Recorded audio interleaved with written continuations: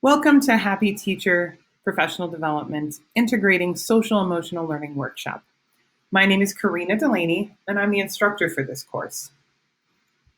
I don't think anyone will argue with the fact that 2020 has been a doozy of a year for all of us. The good news is that social emotional learning can be a critical tool to help engage students, support adults, build relationships, and create a foundation for academic learning. This 45-minute workshop is broken into 3 different sections. The first section is the introduction and lesson and should take you about 10 minutes to finish. The second section is going to be an opportunity for you to explore and choose one of the resilience strategies listed to incorporate into your classroom. And this section should take you about 30 minutes. And then finally, if you want to learn more about what's included in the full Integrating Social Emotional Learning course, you can look in that third folder, and that will take about 5 minutes to review. So let's start out by reviewing the first folder, which is right here. You are currently watching the video that you found in the Start Here section. Next, you're going to click on the Integrating Social Emotional Learning workshop lesson. And in here, you're going to find a 2-minute lesson here and an article linked here that should just take about 3 to 4 minutes to read. Both of these resources will teach you what resiliency is and why it's important for all of us to develop and practice this skill. And this next part, right here, the assignment, is where you're going to get an opportunity to plan on how you will introduce and practice resilience in your classroom.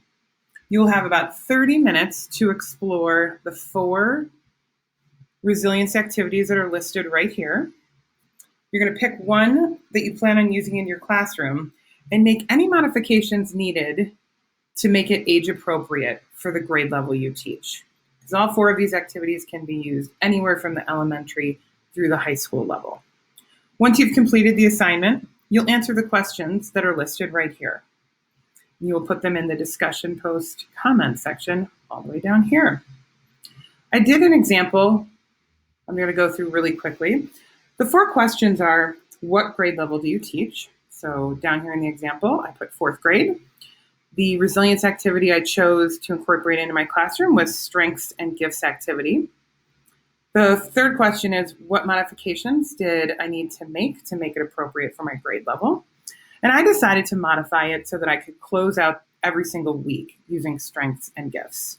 So what I said is that every Friday, I will ask each student to write a note to a classmate celebrating 1 or 2 of their strengths. And if we run out of classmates, which we probably will, we'll move to writing those notes for building staff or other people in their lives. And then I threw in that fourth question, because you've learned so much about resilience, which is, how do you plan to promote and model resilience in your classroom? And so what I wrote is that I will verbally model how I problem solve when things don't go according to schedule. And that depending on how my students are doing, I might even ask them for help for some little extra practice. When you are done with your assignment, you will see a green arrow down here. I don't have it here right now, but you will see a green arrow. If you click into the 3rd folder, is where you're going to learn a little bit more about what is included in the full 3-semester course.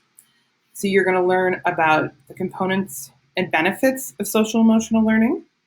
You're going to learn how to integrate social emotional learning strategies into your classroom in both a formal and an informal way.